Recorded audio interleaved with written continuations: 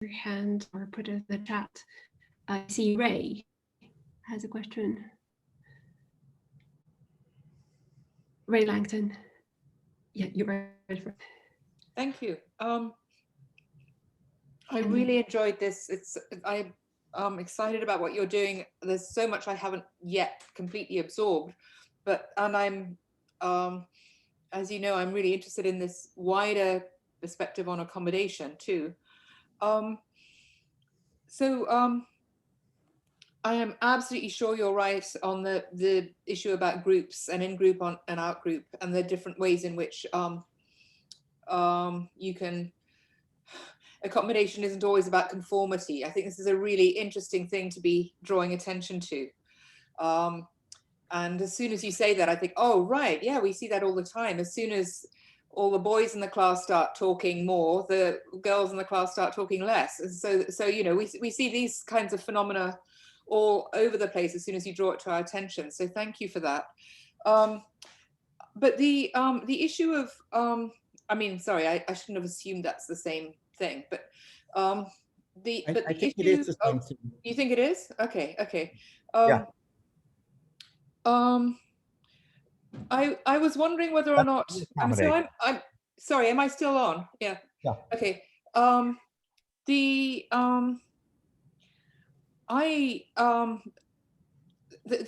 the idea of attunement I find really powerful, but and in a way that is separate from the issue of groups, right?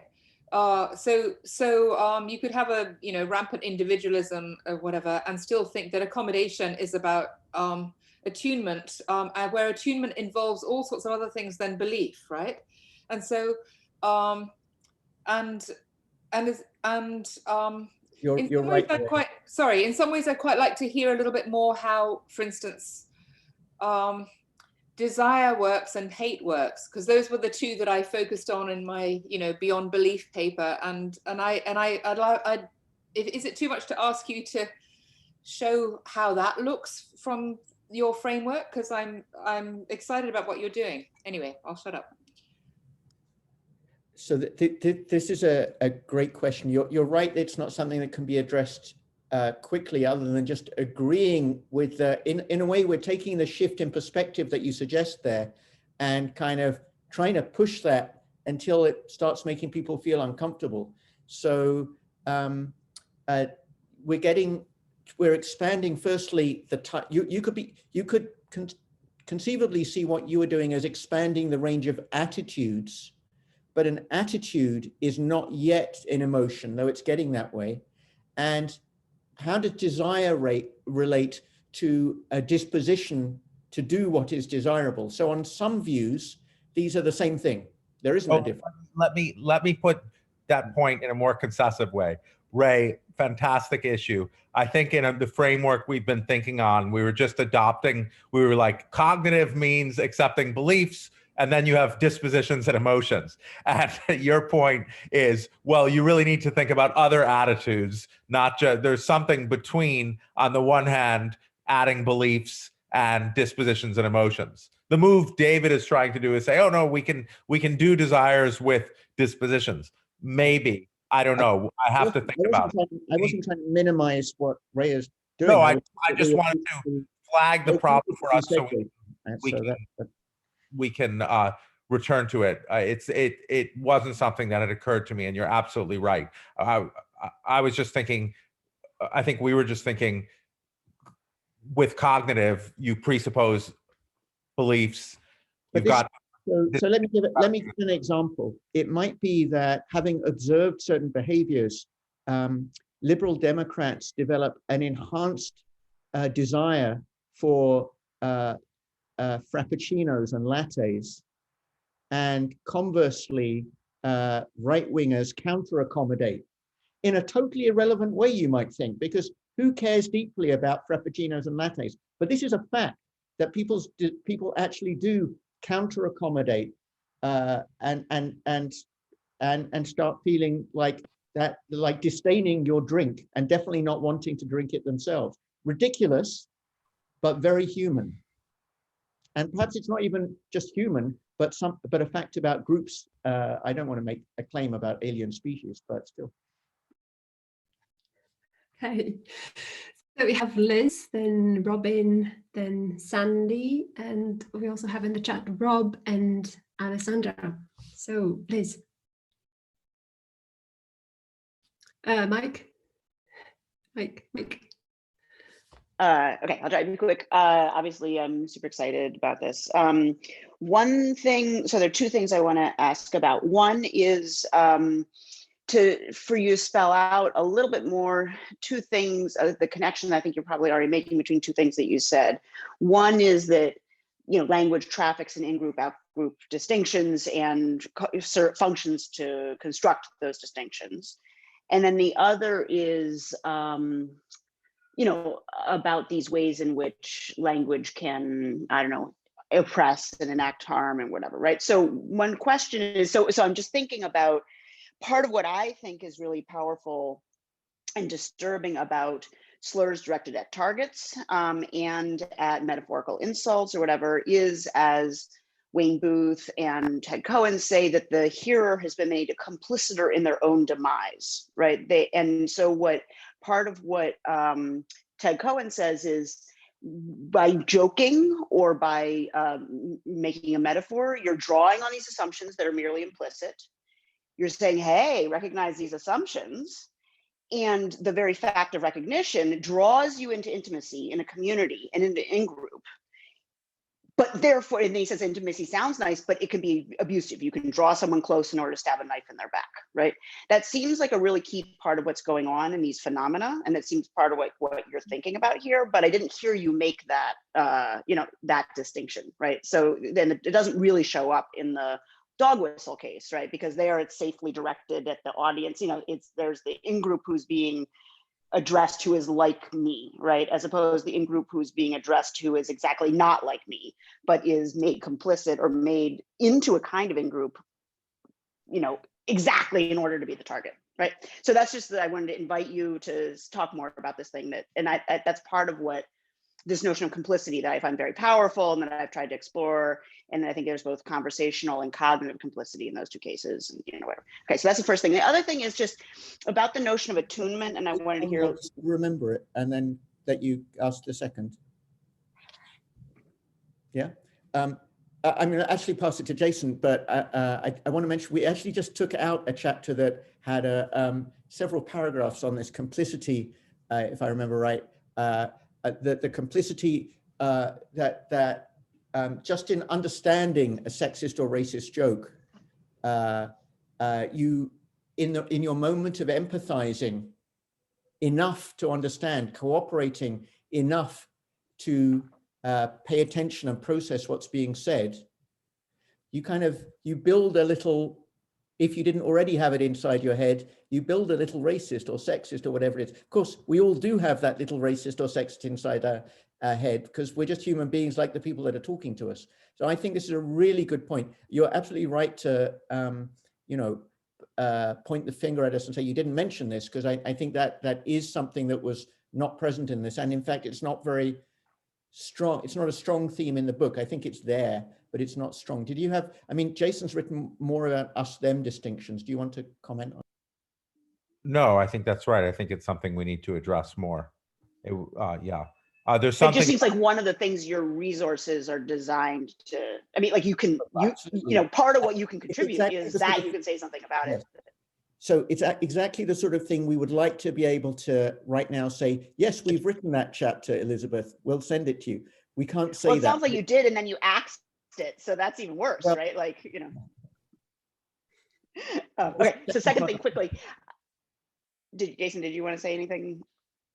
Okay, so the second thing was just I wanted to hear a little bit more about whether you're willing to do this, about how you want to individuate attunement and practices. So one of the things, again, that I think is super interesting and important around here, and you know, it's important that they're like very complicated and internet, you know, network and whatever, but one of the things that I think is really powerful here, both conversationally and socially, is that we attune to very different practices in ways that are partly but not entirely under our voluntary control.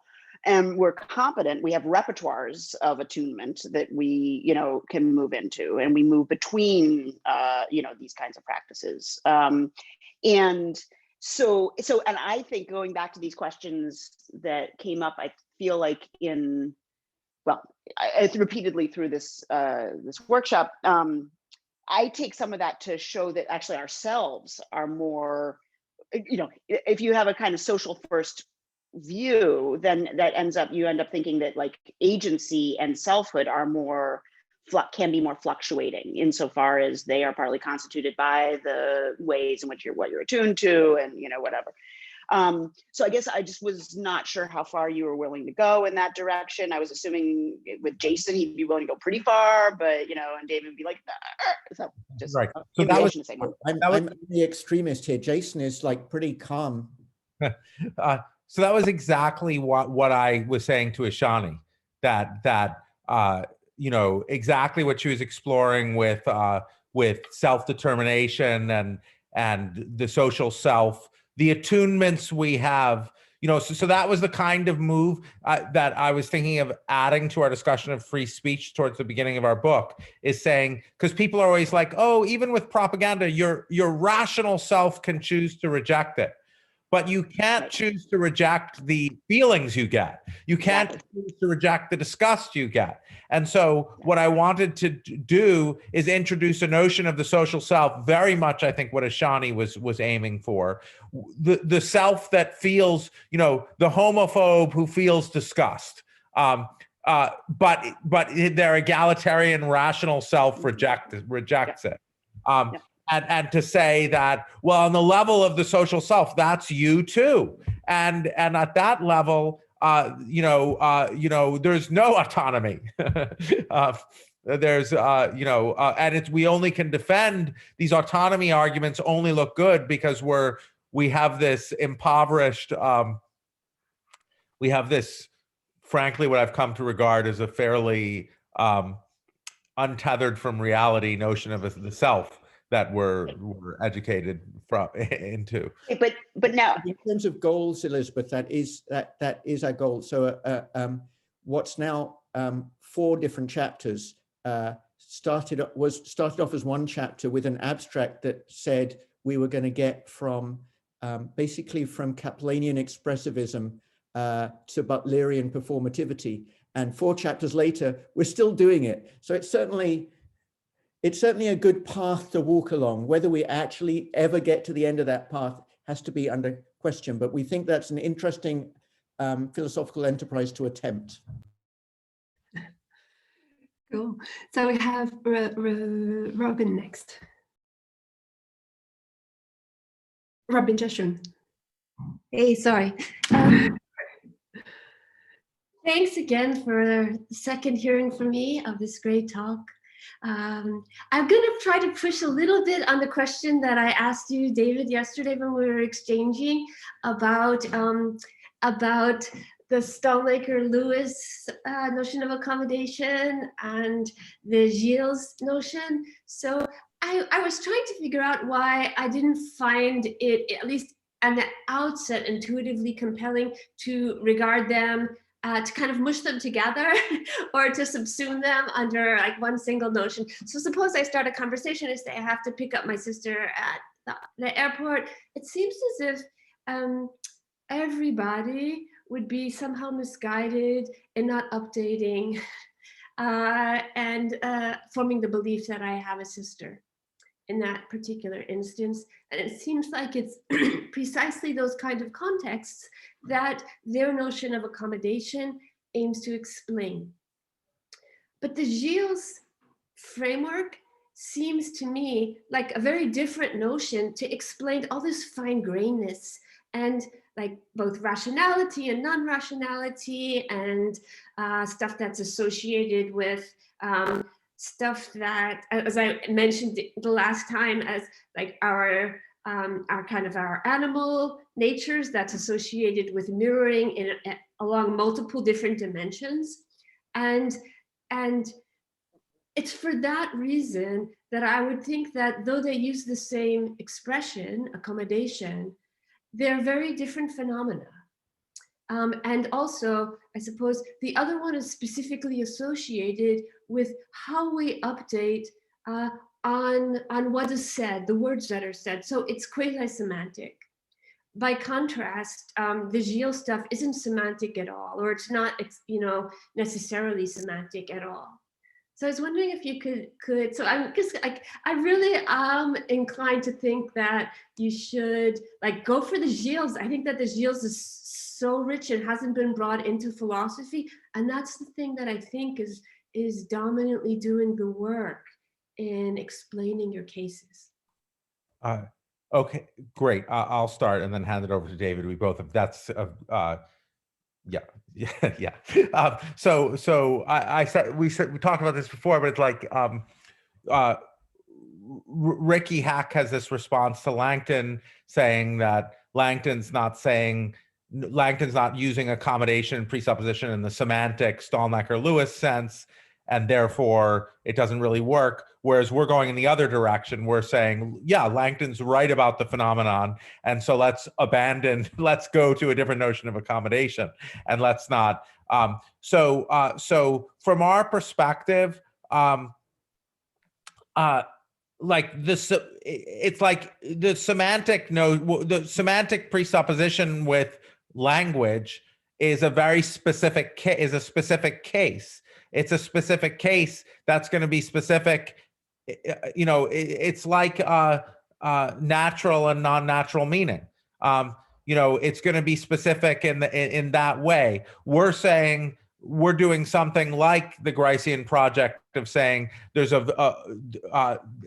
this, once you put the very particular message, you codify the messages linguistically, then you're going to have a very particular instance of this where everyone has to update on the same proposition.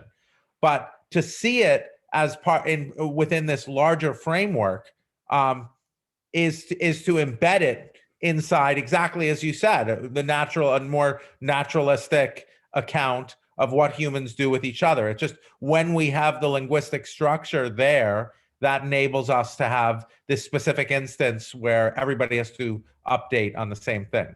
Now I'll let David contradict me. No, I'm not going to contradict you on this one occasion. So it's a great question, Robin, and just to be sure I got it, was part of the reason why you didn't want to allow the definite case to be along with the others, that you felt that somehow not accommodating would be like categorically problematic in that case, in a way that wouldn't be so otherwise. Is that true? I'm inclined to think it would have something to do with some sort of either semantic failure or failure in rationality. Good. Let me, not so in the other cases, yeah. Yeah, so let me comment quickly on that. Firstly, if a student says, my grandmother died or my dog is sick, you might accept the excuse without actually accommodating the relevant belief. I don't know if you've ever experienced, you're probably more trusting than me, but no. But the more general point here is that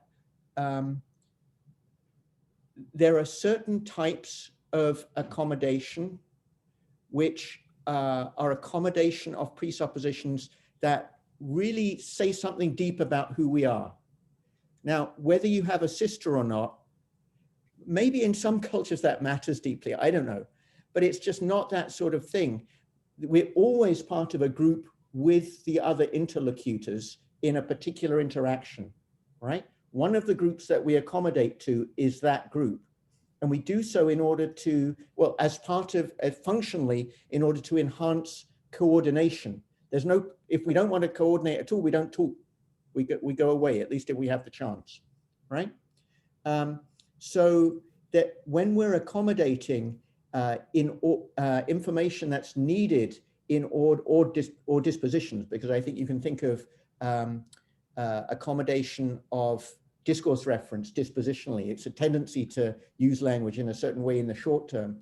when we're doing that, it just doesn't have any big effects on on who we feel we are. But nonetheless, there is a local group that we're involved in, and we simply accommodate to that group. There's nothing pulling us in the opposite direction. So this is not a proof that you have to take these notions to be the same, but we think it's completely consistent, at least, to take the Louis Stulnacker view as being the special case when we're just cooperating with an in-group, not with an in-group, with the group that we're in conversation with. And furthermore, even then, we get to dodgy halfway cases. When you look at accommodation of the frames around a particular framing of a way to talk, or the more socially active accommodation associated with honorific mention, and particular, slight delicacies of honorifics, I think you'll find that it's ultimately quite hard to draw a line between the one type and the other. But I'll leave it there. I don't know if that's convincing, but at least I think it's a great question and something that we're working on. We'll talk more. Okay, so we have Sandy and Rob who are next. I think both Rob and Alessandro were ahead of me, so I'm happy to defer to them first. Okay, so Rob is next. And I'm going to leave. I'm teaching in 4 minutes. Yeah, I know. So I'm really sorry. Let Jason answer. So Jason can answer. Well, thanks both for the paper, and also I really appreciated seeing the table of contents at the start to contextualize it. I was really taken with the way you were using the concept of attunement, and the thing that it immediately put me in mind of was Cavell's reading of Wittgenstein, and I wanted to know if that was part of the kind of ecosystem of ideas that you were drawing on. And part of the reason I'm interested in that is because if I understand the Wittgenstein/Cavell picture correctly, attunement is sort of supposed to be the substrate that underpins and explains how the sort of more familiar forms of accommodation and adherence to linguistic rules and linguistic patterns. It's sort of that the attunement is this form of life thing that sits underneath the linguistic phenomenon and explains why the linguistic phenomenon has the kind of normativity for us that it has. Whereas the picture that you're presenting, it seems to imagine that like the linguistic phenomena and the attunement understood as all of the forms of like social coherence and pressure to abide by social practices and a common form of life, but they're much more kind of adjacent to each other. That it's not like one underpins the other, but somehow they exist in this kind of causal pattern of reinforcing each other. And I guess I just want to check if that's right and whether the Wittgensteinian picture was informing this at all. Do you want to? I mean, I think we are picking up a talk, so like a go. Okay. Wittgenstein, good. That's my answer. Yeah, I mean, I think what's happened with me and David and Wittgenstein is we have it's not Cavell, it's the anxiety of Wittgenstein's influence. Whenever we pick up the investigations, we're freaked out because it appears to us that he's saying what we're trying to work out. So there's definitely very strong influences, specifically, I would say, just of direct readings of the investigations, not Cavell, which I haven't picked up Cavell. I haven't been thought about Cavell and Wittgenstein for a while. I don't think David has either. We've both been looking at the investigations and been just genuinely freaked out by how much he seems to be saying what we're saying. I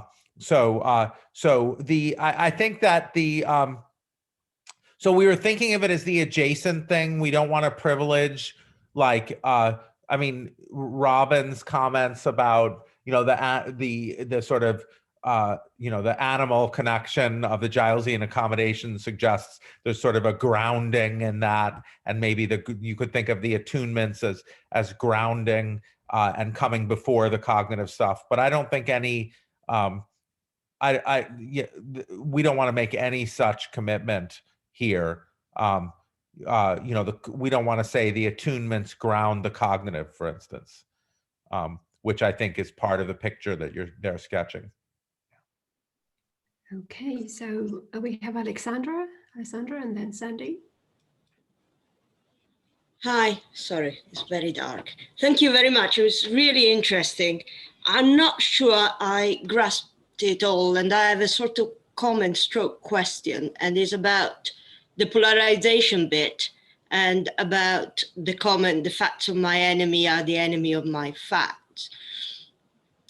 So I'm interested on the fact that there is quite a bit of empirical evidence that seems to show that a lot of the polarization that is happening in the States, especially recently, is more affective rather than doxastic.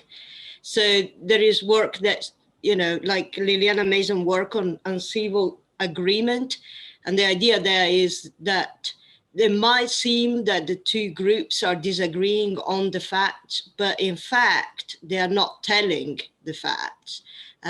What they are telling is they are basically using they are expressing as if they were beliefs, but they really are, who are my group, boo the other group, because if you give them financial incentives, they'll tell the sensible thing, suggesting that this sort of expression is a way of signaling allegiance to something. So I was curious, how much weight you give to the doxastic element in the polarization stuff, or how much instead you're focusing on the using quasi-beliefs as a way of signaling really belonging to a group. And so it being, the polarization being more affective than doxastic.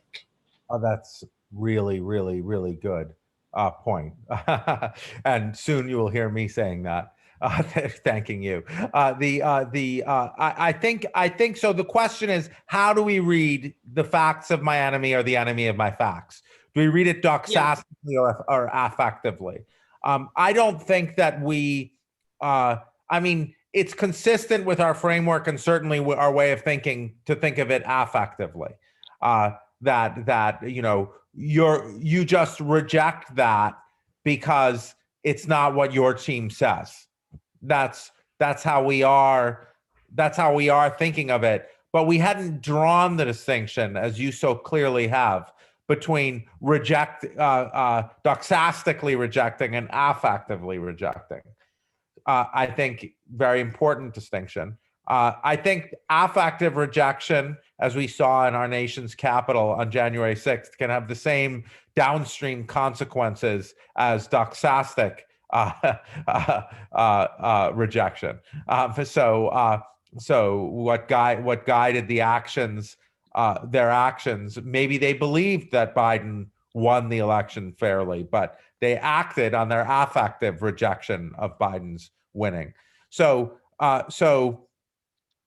we're going to attend to that distinction in the final version of the book, thanks to you. And it's important. I think what's important, so the sense of rejecting here is, I think, the sense that can guide behavior. As you say, when monetary incentives are brought in, when it comes to invading the Capitol, they're going to say Biden lost. When it comes to getting $10 in a bet, they're going to say Biden won. So those are things we have to think through. What's the ground of rejecting your enemy's facts? Okay. Yeah. I know that everyone is they have to attend to various things. So we have Sandy for the last questions, and I think, good, call it a day.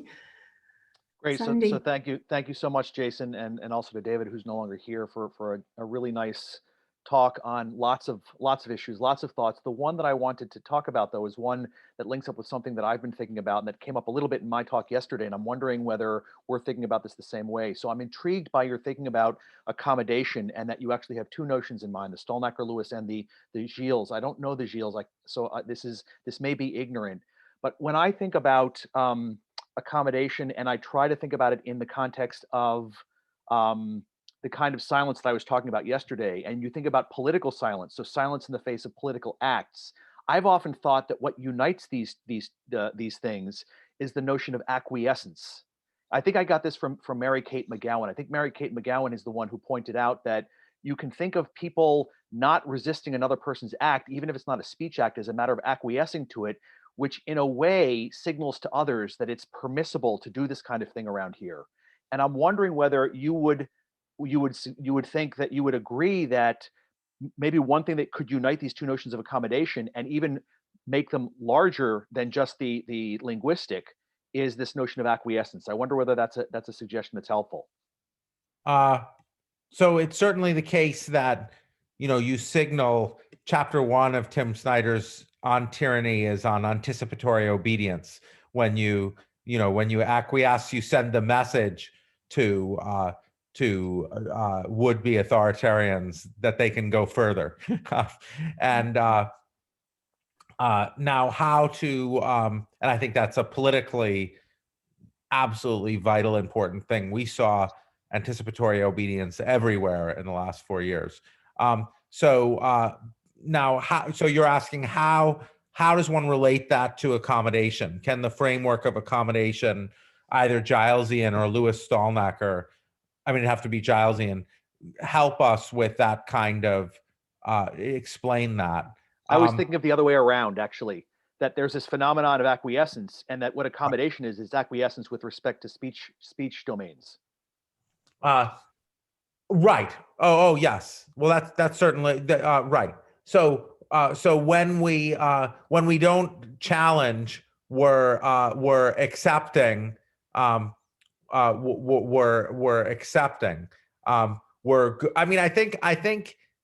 think you're right, and I think what you want to explain is how acquiescence goes with it. So acquiescence, normalization, how these processes work. When you don't challenge something, you essentially let it into the common ground. You let the practice of talking that way unchallenged go in the common ground and be normalized. We've seen a lot of that. And then whether you, I'm just wondering. So you're letting background practices go unchallenged, and then those unchallenged practices will become part of your common ground, whether you're whether you explicitly assent to them or not. And they'll become the common ground of your further speech practices. And it will become common that they're normal, and it'll be normalized that you don't respond to them. So I don't know if that's accommodating those practices. Maybe it is. There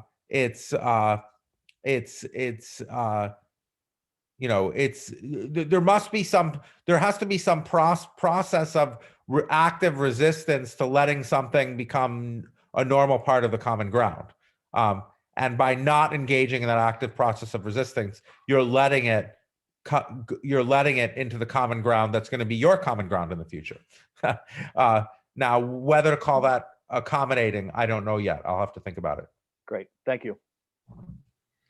Super, wonderful. I think there are no further questions, and I'm really sorry for everyone who has to go. And so let's thank once again Jason and David for a wonderful, inspiring talk. Great for putting this just killer group of people together. Yes, we should say that what Jason said. We should say, Mihaela, thank you so much to you and everyone who worked with you to put this together. This was fabulous. I know I speak for all of us when I say thank you.